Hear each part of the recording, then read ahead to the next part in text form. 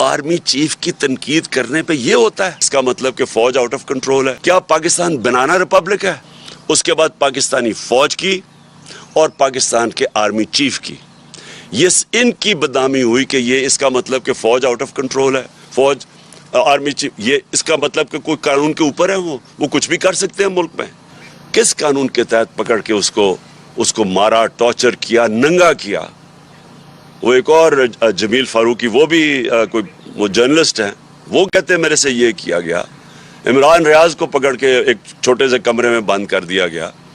تو لیکن جو اعظم سواتی سے کیا، میں آج اپنی قوم کے سامنے یہ چیز اس لیے رکھنا چاہتا ہوں کہ ایک پاکستانی ہوتے ہوئے، اب میں یہ نہیں کہہ رہا کہ میں کسی پارٹی کا ہیڈ ہوں، پاکستانی ہوتے ہوئے یہ مجھے اتنی شرم آئی ہے کہ ہم اپنے لوگوں کو اس طرح ٹریٹ کر سکتے ہیں، کہ ہم ان کو اس طرح ذلیل کر سکتے ہیں۔ یہ ذرا سنے اب، میں ساری جو اعظم سواتی سے کیا ہے، 3 بجے صبح اس کے گھر کے، اچھا ٹویٹ تھی اس کی، بھئی اگر اس کی ٹویٹ تھی اور اس نے جذبات میں آ کے کوئی بات کہہ دی ہے تو اس کے لیے قانون بنے ہوئے ہیں۔ یہ کیا لکھا ہوا ہے کہ یہ ہونا چاہیے تھا کہ 3 بجے اس کے گھر اس کے لوگ آئے، یہ ایف آئی اے کے، اس کے بچوں کے، اس کے پوتے اور پوتی کے سامنے، 4 سال کی اور 8 سال کی، ان کے سامنے اس کو مارنا شروع کیا، ایک 75 سال کے آدمی کو اس کو مارا، نوکروں کے سامنے، گھر میں چیزیں توڑی، اور اس کے بعد اس کو پولیس اسٹیشن لے کے گئے، پولیس اسٹیشن سے ایجنسیز کے ہاتھ میں پکڑا دیا۔ یہ کس قانون کے تحت پکڑا ہے؟ یہ کون سا پاکستان کا آئین اجازت دیتا ہے کہ آپ پکڑ کے ان کو ایک آدمی کو ایجنسیز کے ہاتھ میں پکڑا دیں؟ اور ایجنسیز نے مزید اس کے اوپر تشدد کیا، ادھر جا کے انہوں نے اس کو ننگا کیا، ٹارچر کیا، سیکشلی ٹارچر کیا۔ اس نے عدالت میں آ کے بتایا کہ اسے کیا کیا۔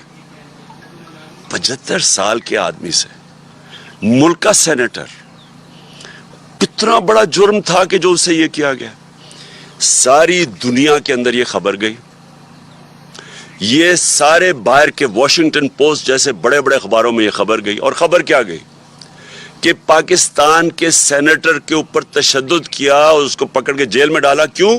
کیونکہ اس نے آرمی چیف کی تنقید کر دی۔ آپ دنیا، جمہوریت کے اندر یہ کوئی آرمی چیف کی تنقید کرنے پہ یہ ہوتا ہے؟ کیا یہ سزا ملتی ہے؟ سو دنیا کے اندر یہ شوق ہے، لوگ حیرت میں ہیں کہ یہ کیا ہوا ہے۔ سارے باہر کے اخباروں، میں نے پوری کٹنگ ہے جو باہر کے اخباروں کے اندر یہ چیزیں پبلش ہوئی ہیں، یہ ساری جگہ یہ خبر پبلش ہوئی ہے۔ اس سے سب سے بڑی بدنامی پاکستان اور اس کی جمہوریت کی، کہ کسی جمہوریت میں تصور نہیں کوئی کر سکتا۔ اس کے بعد پاکستانی فوج کی اور پاکستان کے آرمی چیف کی، ان کی بدنامی ہوئی کہ یہ اس کا مطلب کہ فوج آؤٹ آف کنٹرول ہے، فوج آرمی چیف، یہ اس کا مطلب کہ کوئی قانون کے اوپر ہے، وہ کچھ بھی کر سکتے ہیں ملک میں۔ کیا پاکستان بنانا ریپبلک ہے؟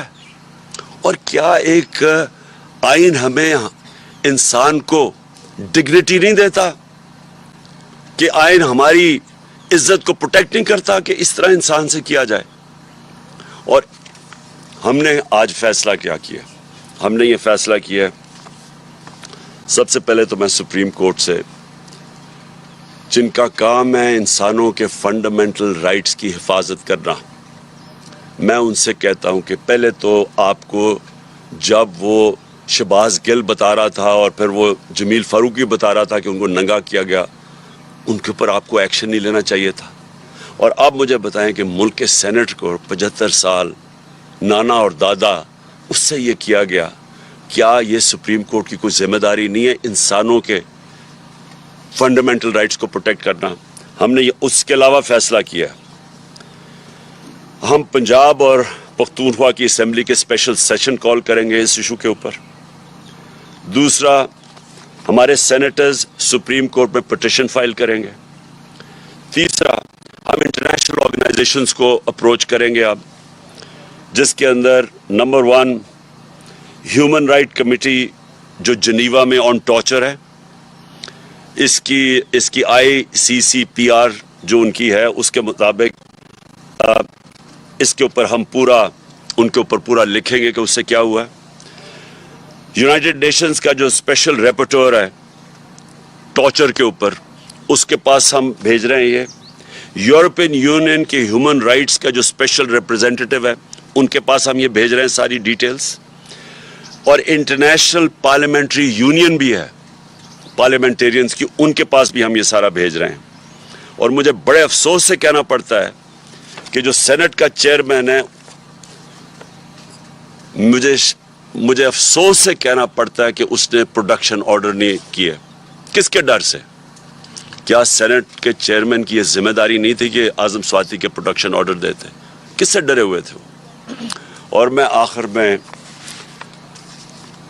جو آدمی ذمہ دار ہے اس کا, مجھے پتا ہے کہ جب سے ایک آدمی کی پوسٹنگ ہوئی ہے اسلام آباد میں اس طرح کی چیزیں ہونی شروع ہو گئی ہیں. اس کے یہ جو سارے تشدد کے کیس ہیں جب سے وہ یہاں آیا تب سے ہوا ہے. اس کے خلاف ایکشن لینا چاہیے.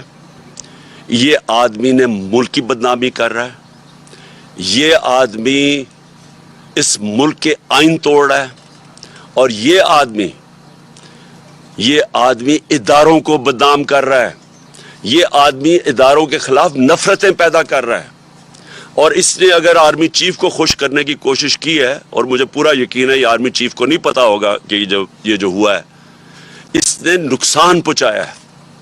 اور میں آج ڈیمانڈ کرتا ہوں کہ اس کے اوپر ایکشن لیا جائے, کیونکہ جب سے یہ آیا ہے کبھی کسی کو سوشل میڈیا کے لوگوں کو پکڑ کے دھمکیاں دے کو اٹھا کے لے جاتے ہیں. جو عمران ریاض سے ہوا ہے, جو یہ ارشد شریف سے ہوا, جرنلسٹ کے پیچھے پڑے ہوئے ہیں. اور ہمارے یہ جو 2 کیسز ہوئے ہیں, ایک پروفیسر تھا جو شہباز گل, وہ کوئی دہشت گرد نہیں تھا, کوئی کرمنل نہیں تھا, وہ ایک پروفیسر تھا. اس سے یہ کیا, اس سے پکڑ کے جو اس کے حالات جو دیکھے. اور اب ایک سینیٹر سے یہ کیا ہے. اس کے اوپر فوری طور پہ میں ڈیمانڈ کرتا ہوں ایکشن لیں, کیونکہ یہ بدنام کر رہا ہے, یہ ملک کو نقصان پہنچا رہا ہے یہ انسان, اور اس سے فائدہ کچھ نہیں ہو رہا. یہ نہ سمجھے کہ اس سے کوئی اداروں کی عزت کرے گا, اس سے اداروں کے خلاف نفرت بڑھ رہی ہے. اب آخر میں لانگ مارچ کے اوپر آتا ہوں. دیکھیں, میں نے پوری انتظار, یعنی 25 مئی کے بعد, 25 مئی میں ہم نے کوشش کی کہ پرامن ایک پریشر ڈالے جائیں, جو کہ گورنمنٹ کا, جو اپوزیشن پولیٹیکل پارٹیز کا کام ہے, کہ ہم آئین کے اندر رہتے ہوئے ایک پریشر ڈالیں کہ ایک ایسا سیٹ اپ لے آئے ہیں جو کہ ساری نظر آ رہا تھا کہ پبلک اس کو ایکسیپٹ ہی نہیں کر رہی. کبھی پاکستان میں خود اس طرح پبلک نکلی نہیں, کبھی ایسے نہیں ہوا. تو جب پبلک نہیں ایکسیپٹ کر رہی, اور انہوں نے وہاں سندھ ہاؤس میں منڈی لگی ہوئی ہے کہ آپ نے قیمتیں لگا کے لوگوں کے ضمیر خرید کے لوٹے بنا کے تو آپ نے اسمبلی گرائی ہے. اور پھر واضح اب تو سب کو پتہ چل گیا نا سائفر کا, کیونکہ میں ان کا شکریہ ادا کرنا چاہتا ہوں ان کا یہ جو آڈیو لیکس میں, کہ اب ساروں کو پتہ چل گیا. پہلے تو کہتے ہیں سائفر ہے ہی نہیں, اب سب کو پتہ چل گیا کہ سائفر ہے. تو یہ بیرونی پریشر, انہوں نے دھمکی ملی تھی کہ جناب عمران خان کو ہٹاؤ اور شہباز شریف کو لے آؤ, کیونکہ عمران خان کو ہٹانے میں تو شہباز شریف نہیں آنا تھا. تو یہ تو سارا واضح ہو گیا کہ پبلک نے یہ نہیں ایکسیپٹ کیا, اور پبلک کو خاص پھر اوپر سے معیشت نیچے لے گئے, مہنگائی اسپانوں پہ چلی گئی. مہنگائی کم کرنے آئے تھے, 50 سال میں سب سے زیادہ مہنگائی ہے آج پاکستان میں. تو انڈسٹری بند ہو رہی ہے, ایکسپورٹس نیچے جا رہی ہیں, ریمیٹنسز نیچے جا رہی ہیں, اور صرف ایک ہی اب سلوشن ہے, کس طرح ان کو کوئی قرضے دے دے یا قرضے معاف کروا دے. دیکھیں, اس ملک کی ضرورت صرف ایک اس وقت ہے, صاف اور شفاف الیکشن. یہ ملک جس طرف یہ لے کے جا رہے ہیں تیزی سے نیچے, یہ صرف اب ایک طرح ہی نکل سکتا ہے, صاف اور شفاف الیکشن جو پولیٹیکل سٹیبلٹی لے کے آئے. جب تک سیاسی استحکامات نہیں ہوگی, استحکام نہیں آئے گا سیاسی طور پہ, معیشت نہیں ٹھیک ہونے لگی.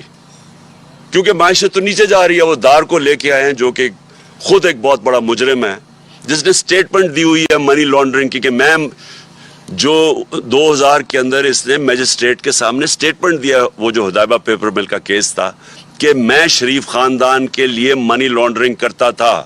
فلم بنی ہوئی ہے اس کے اوپر بی بی سی کی, کہ کیسے وہ قاضی فیملی لندن میں بیٹھی تھی, یہاں سے پیسے بھجواتا تھا, پھر ان کو لانڈر کر کے پاکستان لے کے آتا تھا. یہ ملک کو نہیں سنبھال سکتا ہے, ان کے پاس اب کوئی راستہ نہیں ہے. صرف مسئلہ اب یہ ہے کہ ڈرے ہوئے ہیں الیکشن سے اپنے, کیونکہ الیکشن سے ڈرے ہوئے, رزلٹ آپ کے سامنے ہے. ساروں نے مل کے بھی الیکشن لڑ گیا, اس کے باوجود یہ نہیں جیت سکتے. تو کیونکہ الیکشن سے ڈرے ہوئے ہیں, یہ ملک کو تباہی کی طرف دھکیلتے جائیں گے, الیکشن نہیں کروائیں گے. اس لیے اس وقت میں ان کو آج پھر وقت دے رہا ہوں. یہ میری مارچ اکتوبر سے آگے نہیں جانے لگی.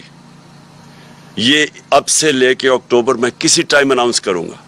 میں ان کو ٹائم دے رہا ہوں کہ ابھی بھی آپ کے پاس وقت ہے. ملک کی خاطر اپنے آپ کو بچاتے بچاتے ملک کو تباہ نہ کریں. اور میں ابھی بھی کہتا ہوں کہ یہ ہے ٹائم آپ کے لیے الیکشن اناؤنس کرنے کا. اگر آپ نہیں کریں گے, یہ میں مارچ کروں گا, اور مارچ کی میری تقریباً تیاری مکمل ہے. اور میں آج اپنی قوم کے سامنے انشاءاللہ ایمان تو اللہ پہ ہے میرا, کامیابی تو وہ دیتا ہے, پاکستان کی تاریخ میں اس طرح پبلک نہیں نکلے گی جو اس مارچ پہ نکلے گی. میں ٹائم دے رہا ہوں, آپ کے پاس ہے, چند دن ہیں, اور اس کے بعد میں یہ اناؤنس کر دوں گا. ایک دفعہ مارچ ہو گئی اور ایک دفعہ پبلک جب سڑکوں پہ نکلاتی ہے, یہ یاد رکھیں کہ اب تک ہماری ساری 6 مہینے کی سٹرگل آپ دیکھ لیں, آئین کے بیچ میں رہ کے کیے. ہم نے جلسے کیے ہیں, پبلک دکھا دیا کہ پبلک کدھر کھڑی ہے. جلسوں میں کبھی اتنے بڑے جلسے نہیں ہوئے. ہم نے یہ بھی دکھا دیا کہ جب الیکشن آیا 17 جولائی کا, تب بھی کہ پبلک کدھر کھڑی ہے. اب پھر الیکشن میں, بائی الیکشن جو بھی بیچ میں, سب کو پتہ پبلک کدھر کھڑی ہے. اور یہ مارچ میں پتہ چل جائے گا کہ پبلک کدھر کھڑی ہے. ایک چیز آخری میں میری بات, کہ دیکھیں سری لنکا میں کیا ہوا. سری لنکا میں پبلک جب خود آ جاتی ہے سڑکوں کے اوپر, اور وہ صرف 2.5 کروڑ لوگوں کا ملک ہے, یہاں ہے 22 کروڑ لوگوں کا ملک, اور یہاں ایک دفعہ پبلک سڑکوں پہ آ گئی, یہاں کوئی کسی کے پاس طریقہ نہیں ہے کہ اس کے بعد کیوس کو کون روکے گا. اور ابھی تک سڑکوں پہ کیوں نہیں آئی؟ جو انہوں نے خاص طور پہ یہ جو 5 مہینے میں انہوں نے جو مہنگائی کی ہے 50 سال میں سب سے زیادہ, جو بجلی کے بل, ساری چیزیں جو مہنگی ہوئی ہیں اور انڈسٹری بند ہو رہی, اس لیے سڑکوں پہ نہیں آئی, کیونکہ ایک پولیٹیکل پارٹی ان کو منظم طریقے سے احتجاج میں لے کے جاتی ہے اور واپس لے آتی ہے. لیکن ایک دفعہ جب ہم مارچ اناؤنس کر دیں گے اور اس وقت پبلک سڑکوں پہ اوپر آ جائے گی, تو یہ پھر یہ یاد رکھنا کہ وہ اور جس طرح کی پبلک نکلے گی, وہ پھر اس کا کوئی گارنٹی نہیں کر سکتا کہ جب اتنی پبلک اور جتنی تعداد میں انشاءاللہ پبلک نکلے گی تو اس کا پھر کیا نتیجہ آئے گا. تو میں اس لیے آخر میں جو ہر کوئی جو پاکستان میں اس کے اوپر کچھ کر سکتا ہے, میں ان ساروں کو اور ان پولیٹیکل پارٹیز کو بھی کہنا چاہتا ہوں کہ دیکھیں, آپ کے پاس ٹائم اب زیادہ نہیں ہے. ہم یہ اکتوبر کے آگے نہیں جانے لگے, ہم نے فیصلہ کر چکے ہیں. ہماری تیاری جس طرح میں نے کہا تقریباً مکمل ہے, اور میں یہ کسی وقت بھی چند دنوں کے بعد میں یہ اناؤنس کر دوں گا. ہر پریس کانفرنس پہ ہم سوال کرتے ہیں کہ مذاکرات ہو رہے ہیں کیا تحریک انصاف کے کسی کنفیوژن ہے خان صاحب, ابھی تک واضح طور پہ نہیں کہا جا رہا, کیا واقعی کسی لیول پہ مذاکرات تحریک انصاف کے ہو رہے ہیں؟ خان صاحب اسی کے ساتھ ایک یہ جوڑ لیں کہ آج سینئر صحافی ان کا بھی آپ صبح میں سن رہا تھا, انہوں نے یہ انکشاف کیا کہ کل کے نتائج کے بعد کوئی 4 سینئر ترین جرنل جو ہیں وہ آپ سے ملے ہیں. تو اس کی ذرا وضاحت کر رہے ہیں کہ واقعی یہ درست ہے, اور جو ٹکا ثانی نے سوال کیا کہ مذاکرات اگر ہو رہے ہیں تو کس لیے؟ دیکھیں مذاکرات کیا میں کہوں کہ ہو بھی رہے ہیں, نہیں بھی ہو رہا ہے, یعنی ان کے اندر ابھی تک کوئی جو بھی تھوڑی ہماری بیک چینلز پہ ہوا ہے, کوئی اس طرح کی کلیئرٹی نہیں ہے ابھی تک. وہ کلیئرٹی مجھے پتہ کیوں نہیں ہے, کیونکہ وہ نواز شریف ڈرا ہوا ہے الیکشن سے. وہ جب تک نہیں فیصلہ کرے گا الیکشن نہیں ہوگا. اب اس کو خوف آیا ہوا ہے کہ اگر یہ ساری پارٹیز نے مل کے بھی اور پھر بھی نہیں جیت سکیں, تو ان کو خوف آیا ہوا ہے کہ الیکشن اگر ہوں گے تو وہ ہار جائے گا.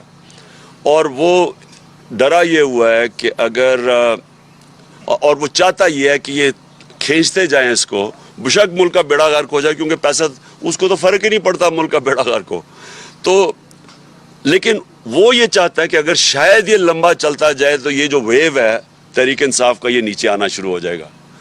और मैं ये सुन रहा हूँ पिछले 6 महीने से कि जी अब गर्मी आएगी तो कम हो जाएगा, अब रोज़े होंगे तो वेव कम हो जाएगा, फिर किसी ने कहा जी अब ये तो वेव तो बढ़ता जा रहा है। तो लेकिन वो डरा हुआ है कि वो चाहता है कि थोड़ा टाइम लंबा हो, 10 महीने 1 साल हो जाए ताकि वेव कम हो, तब इलेक्शन करवाए।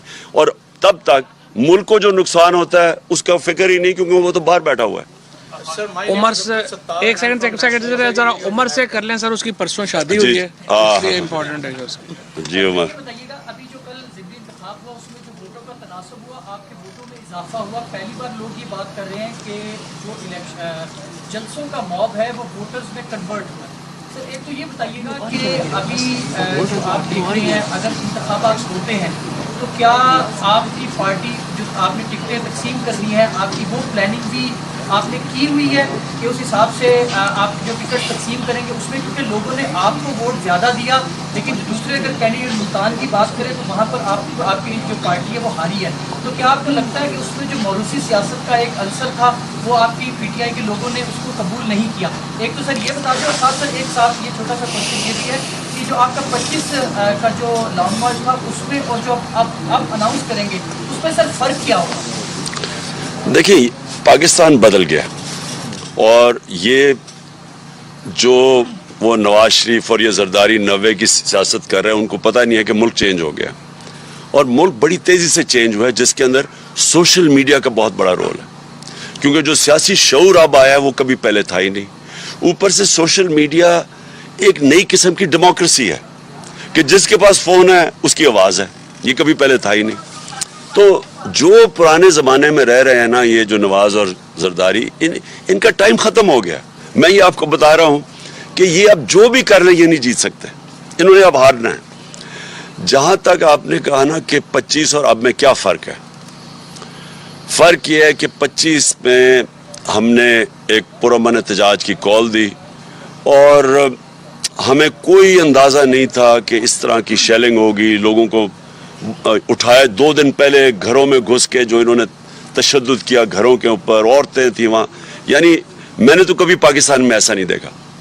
इस बारी जो हमारी तैयारी है वो ये जो भी करेंगे ये फेल हो जाएंगे, क्योंकि वो तैयारी अब ऐसी है कि हमने पूरा, मुझे पता है कि राना सनाउल्लाह जैसे मुजरिम का ज़हन तो किसी बेवकूफ़ को भी पता है कि वो उसमें अकल तो है ही कोई नहीं। वो डंडा मारो जी, ये मारो ये मारो, और मैंने जो ड्रोन कर दिया तो वो ऊपर से ये कर देंगे। उस बेवकूफ़ को ये नहीं पता कि उसको मौका ही नहीं मिल रहा ये चीज़ें करने का जो मैं कर रहा हूँ अब।